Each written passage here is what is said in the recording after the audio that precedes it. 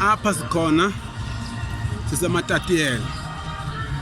Umomoza umngane wami ndimfowunele ndicela ukuthi bayephi indawo enofumana kuyo ijuice zamadoda kaNkulunkulu ebandayo olixoyisele ufumana amandla.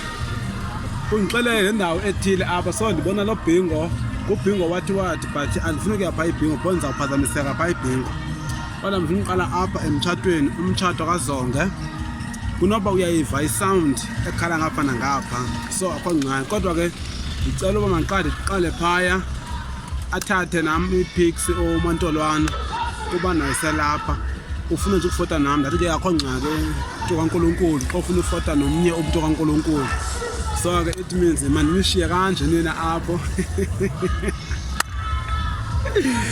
Guys, sorry man, mandihambe mna ndinishiye kanje.